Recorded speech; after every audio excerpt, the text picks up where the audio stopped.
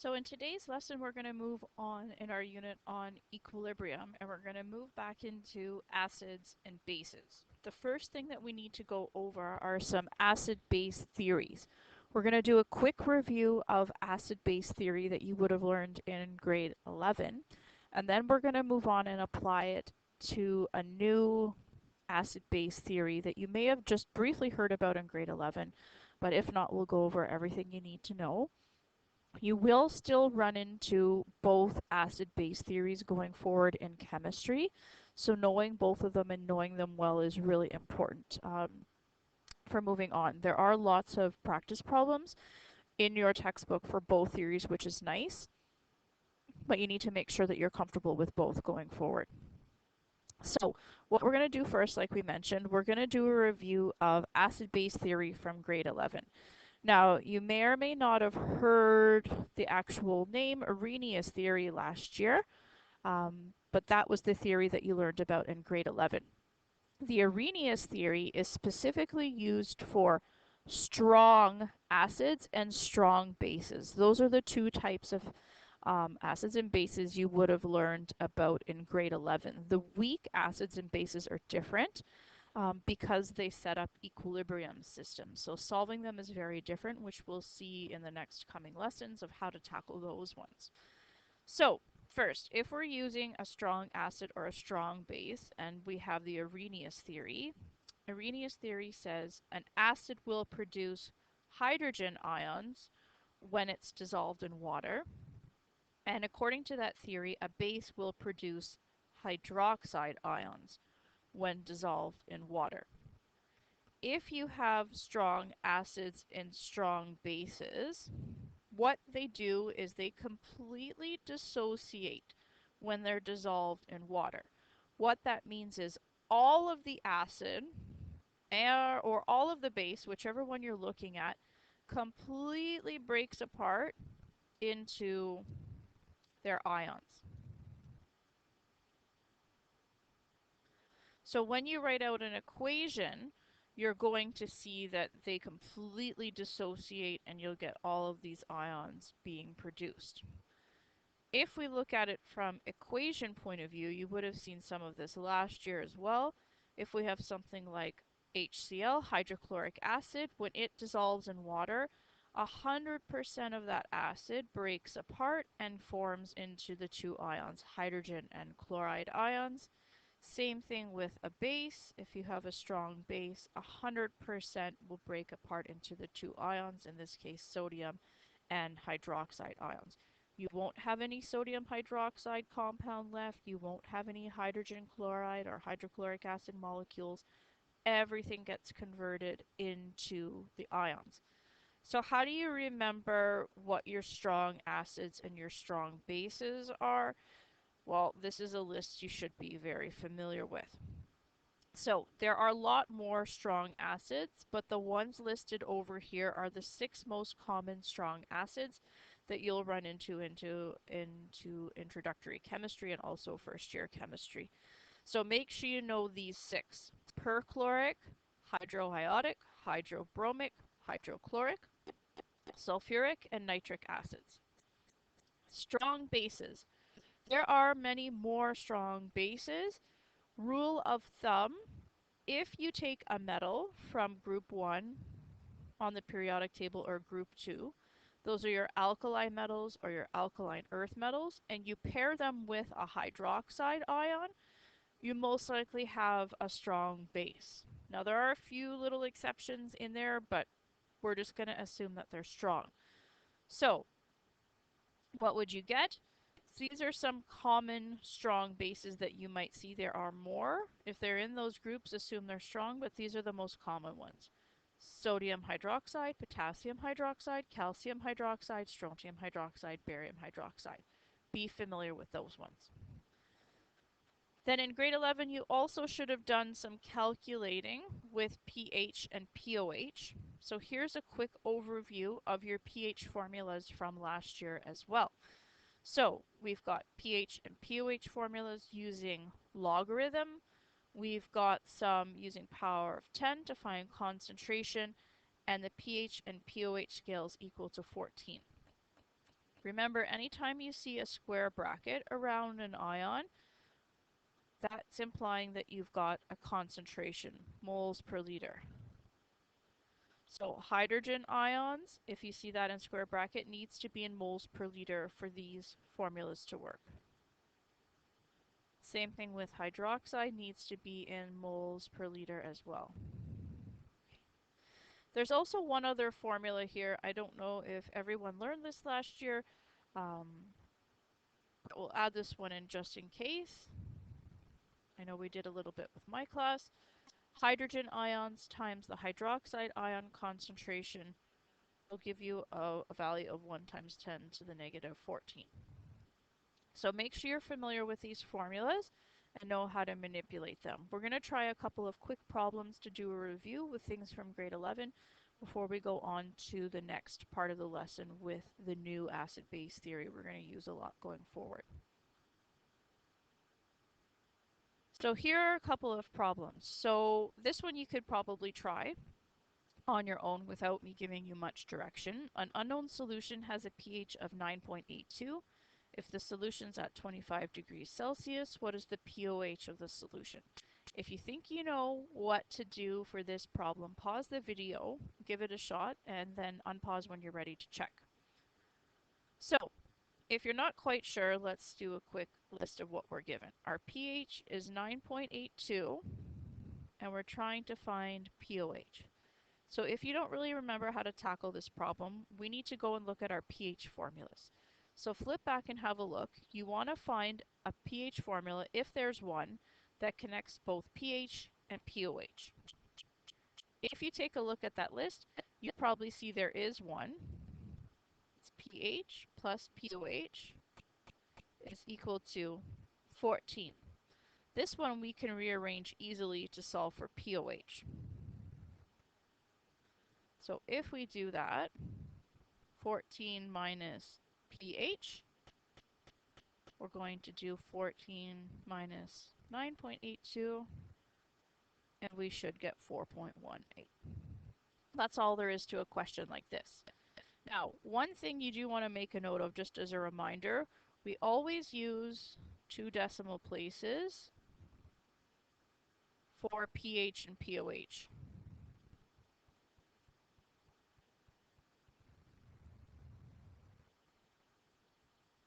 It goes against those significant digit rules, so always report a pH or a pOH with 2 significant digits. Okay, let's try out another problem that's a little bit more challenging, but again, one you could have run into in grade 11. So, here we've got a problem. 5.98 grams of calcium hydroxides added to enough water to create a solution with a volume of 2.80 liters at 25 degrees Celsius. What is the hydrogen ion concentration in this solution? There's a lot going on here. So, first thing we need to do is write out an equation to show what happens with calcium hydroxide. So, calcium hydroxide we know is a base. It's going to be a strong base, so we use our regular arrow, and it's going to form calcium ions and hydroxide ions. We start off with a mass of 5.98 grams, and we have a volume of 2.80 liters. In the question, we want to find out the hydrogen ion concentration. That means this is what we are looking for. If we take a look at our compound calcium hydroxide, do you see any hydrogen ions in there? Definitely not, because it's a base. You see hydroxide. So when you're tasked with a problem like this, trying to find a hydrogen ion concentration, you're first going to need to figure out, well, what's the hydroxide ion concentration, and then use one of your pH formulas to convert from hydroxide to hydrogen ions. So this question takes a little bit of time to solve, but we can still get there. So if we need to eventually get the concentration of hydroxide ions in order to solve for hydrogen ions, we need the concentration of calcium hydroxide first. So why don't you pause and see if you can remember how to solve the concentration using a mass and volume. first thing you're going to need to do is to find the number of moles. So 5.98 grams times 1 mole over 74.1 grams, that's its molar mass, and you get 0.0807 moles. Once you have that, then what you can do is find the molar concentration. C is equal to N over V. And we're going to do our number of moles we just calculated, and we're going to divide it by our volume. 2.80 liters. And you should get a molar concentration of 0.0288 and a bunch of other numbers, but we'll just keep a few digits in there, moles per liter. This is going to be for calcium hydroxide. But now what we want to do is find out what's the concentration of hydroxide. So if we want to find out the concentration of hydroxide, we need to do a mole ratio. Here we can see there's 2 moles of hydroxide for 1 mole of calcium. It's not 1 to 1, it's 2 to 1. So we need to make sure we write our concentration in the right proportion. So 0.0288 moles per liter, and this is of calcium hydroxide. And we're going to multiply it by our mole ratio. Our mole ratio, 2 moles of hydroxide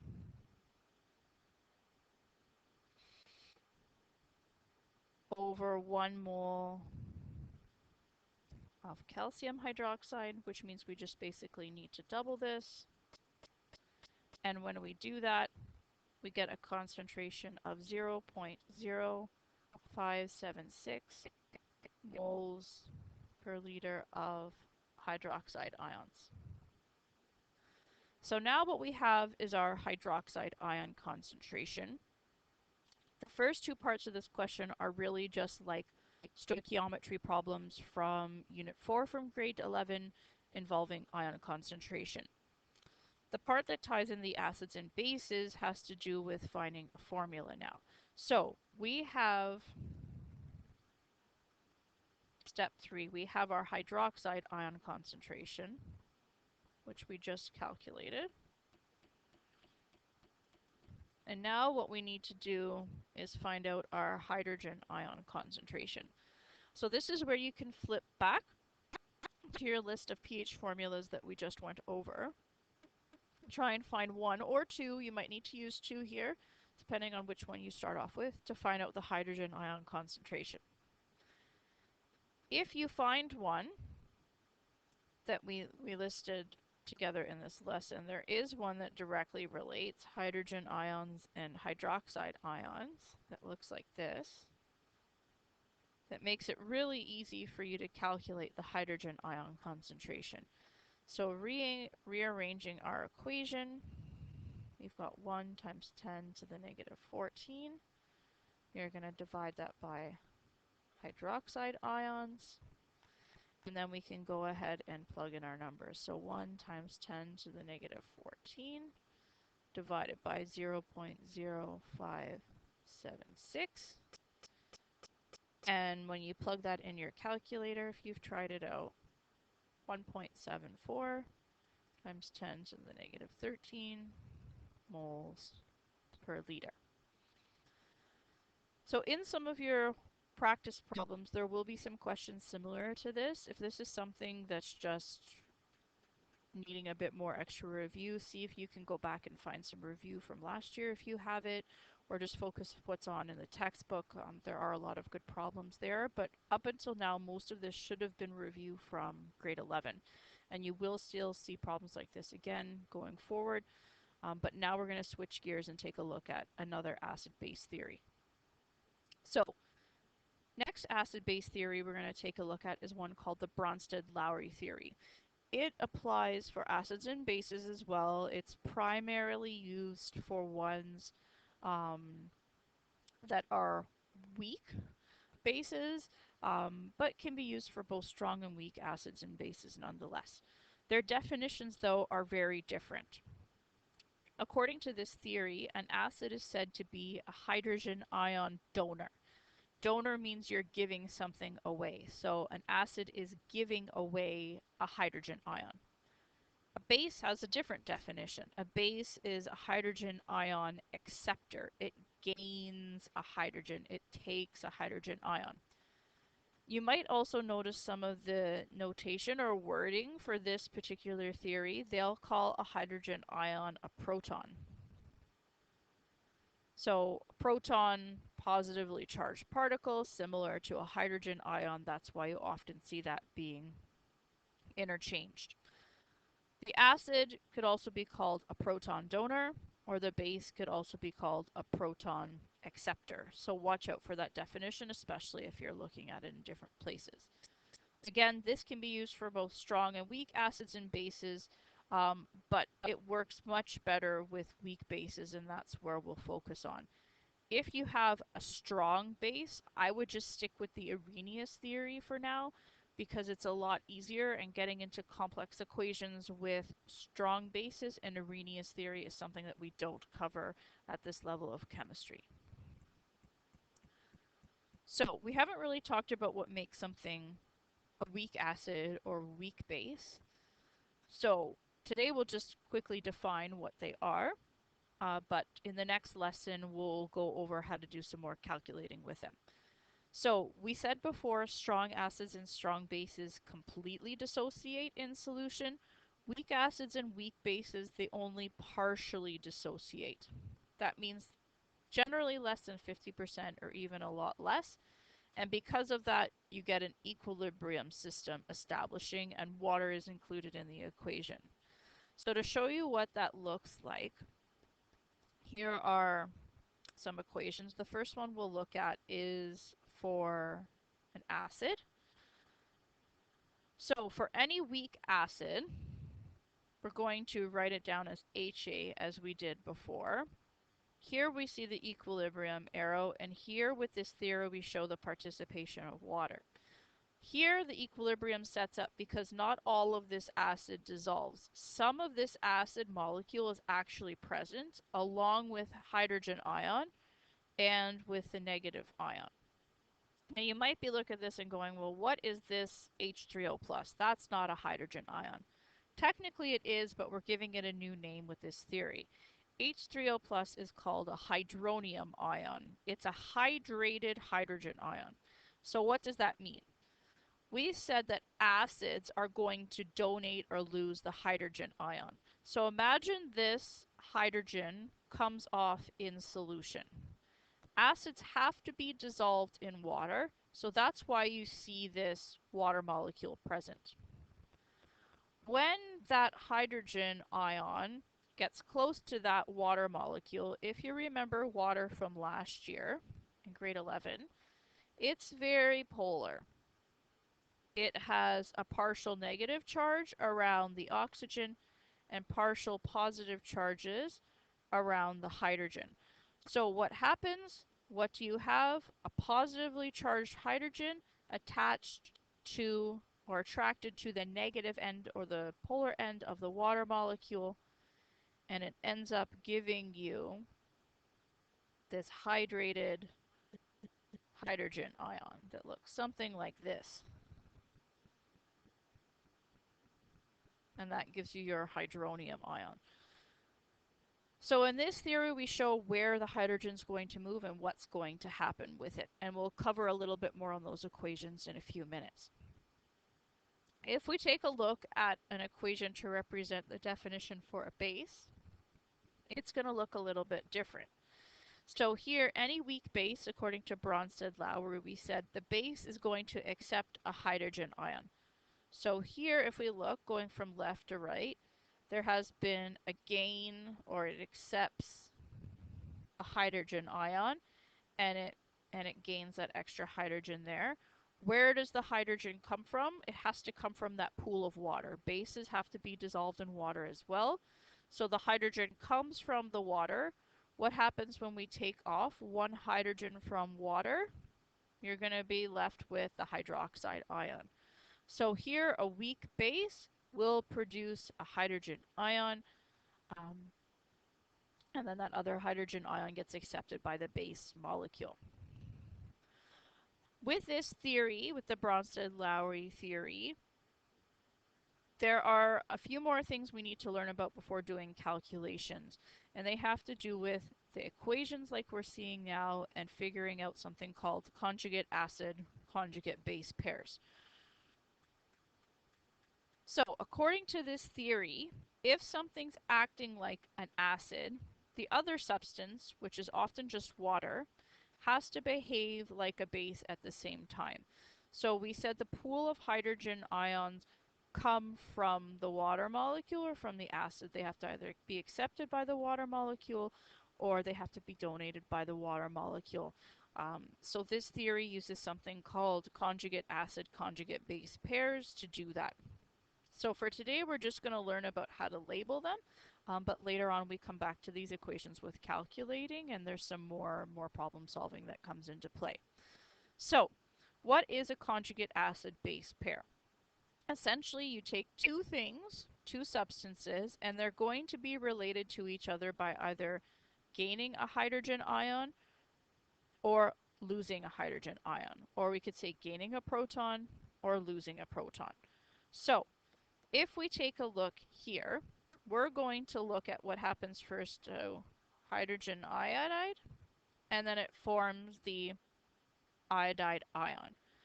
Going from left to right, you can see that hydrogen iodide has lost a hydrogen ion. Since it's lost a hydrogen ion, or it's donated one, this is going to be your acid. We'll put that down there for reference. Okay. The theory then says if this is going to act like an acid, the other substance has to be acting like a base. So that means we need to look at what's happening with the water. If this is going to be a base, according to Bronsted-Lowry theory, a base has to gain a hydrogen ion. So if you look at water here, it goes from H2O to H3O. Has that gained a hydrogen? Definitely. Anything that gains a hydrogen is considered to be a base.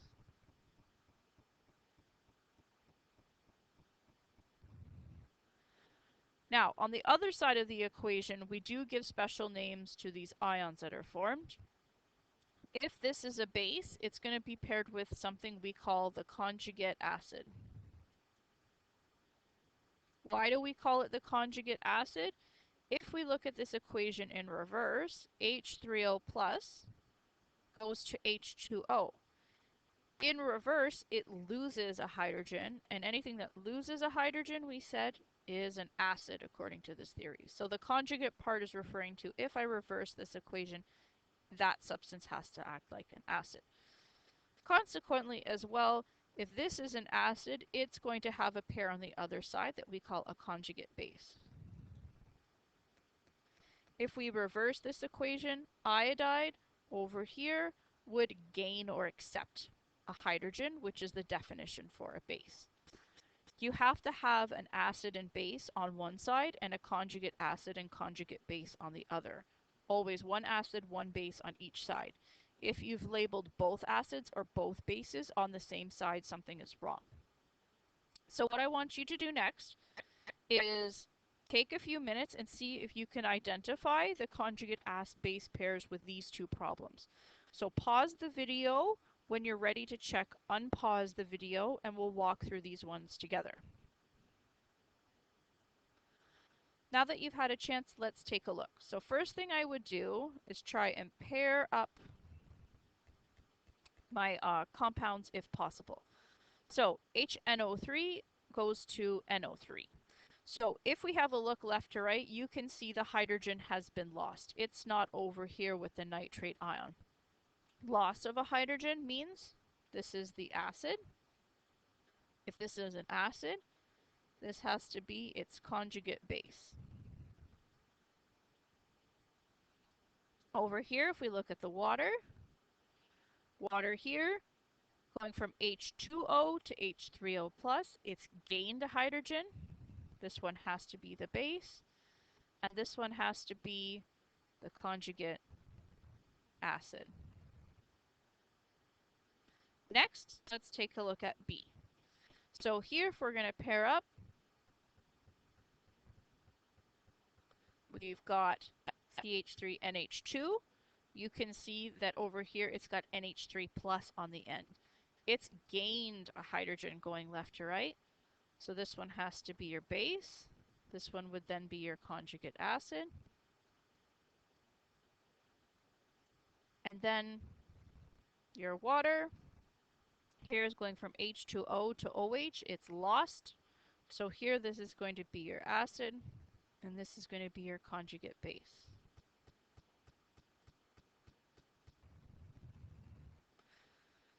Now, looking at both of these problems, you might notice something interesting. With this particular problem, or set of problems, you can see in one case, in part A, water acts like a base, and in the next problem, water acts like an acid. How is that possible? Some things can act like acids or bases, depending on the scenario that they're put into. And that's what we're going to talk about next. So, what are these things called? A molecular ion that can act as both an acid and a base has to do with its ability that it can either accept or give away hydrogen ions. We call these things amphoteric or amphiprotic substances. Same meaning, just two different terms depending on which reference you're looking at.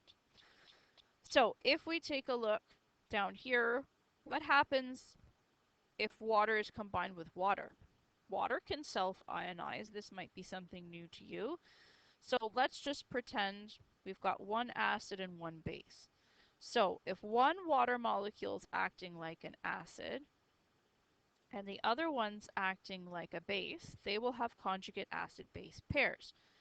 Let's start with the base. Base has to accept a hydrogen ion. So its pair is over here. This is going to be its conjugate acid. If we look at the acid, water molecule, acids lose a hydrogen ion. That's definitely what's happening here to make hydroxide. This is its conjugate base. Now you might be thinking, wait a minute, water is neutral. It should have a pH of 7. That's true. At 25 degrees Celsius, the pH of water should be 7. So why are we getting hydronium ions and hydroxide ions? This is an acidic ion, this is a basic ion. At at 25 degrees Celsius, to get a pH of 7, you've got equal amounts of hydronium ions and hydroxide ions. They essentially cancel each other out. Or what that means is it just reverts back and forms water molecules. So water does ionize, but at pH of 7 at SATP conditions, 25 degrees Celsius, it should be 7. Now what's interesting, which you might not know, and you can read a little bit about in your book, if you change the temperature, it's going to shift the equilibrium. It applies Le Chatelier's principle. And guess what? The pH can actually change a little bit. So if you change the temperature from SATP, pure water can actually have a slightly different pH than pH of 7, which is kind of strange, I know. So let's make sure that you can do a couple of problems involving amphoteric substances. So what I want you to try now is write out two equations that show how HSO4 is amphoteric. One equation to show that it's an acid, and one equation to show that it's a base. Try and write those out, and when you're ready to check, unpause and have a look. So let's start off with the acid equation. HSO4 ion plus water. So if we want this one to show that it's acting like an acid, we have to lose the hydrogen from the hydrogen sulfate ion. So it's going to change just to sulfate. That hydrogen ion has to go somewhere. It's going to go and be accepted by the water molecule, and it makes hydronium. This should make sense. Acid is going to produce hydrogen ions. Remember, we're just calling hydrogen ions hydronium ions. Then there should be an equation for a base. So let's start off the same way. The first part looks exactly the same. So here, hydrogen sulfate with water. That one, if it's a base, it's going to accept a hydrogen.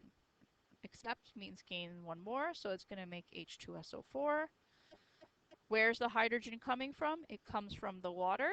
So water loses, and you get hydroxide. Bases should produce hydroxide ions, which is what we've got. Last thing to wrap up with our lesson with Bronsted-Lowry theory dives in a little bit more with water.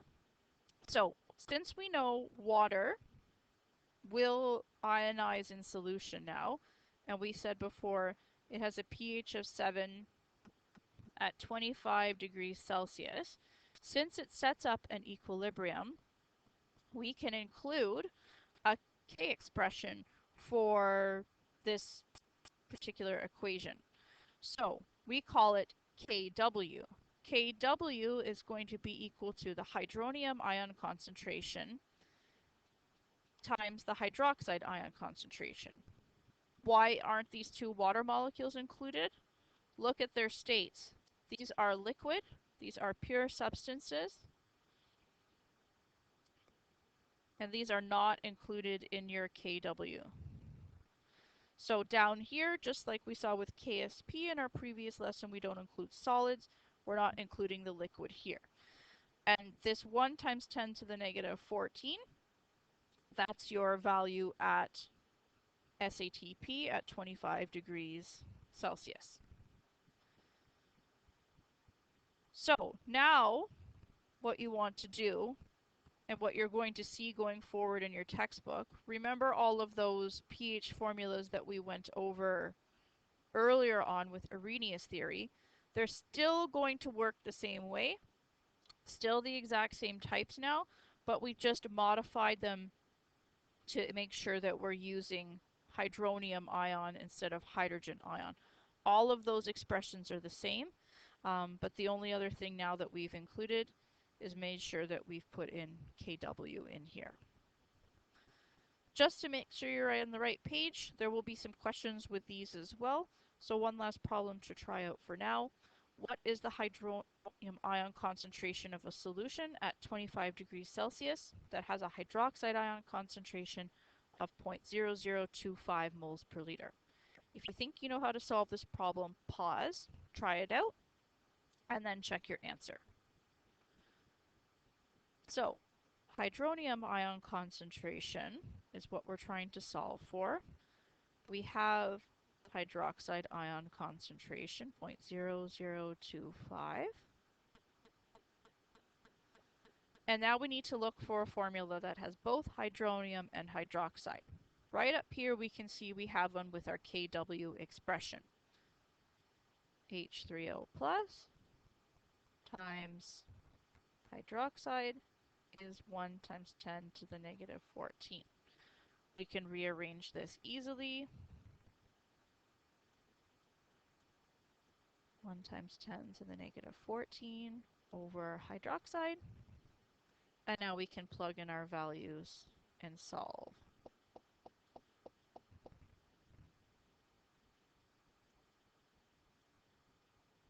Okay, so we've got those values in there.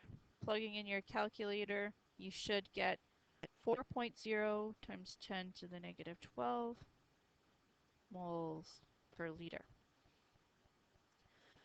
So, practice, practice, practice. Post questions if you need some help, but make sure that you do go over a little bit on acids and bases from grade 11 before you jump into all of this work from today.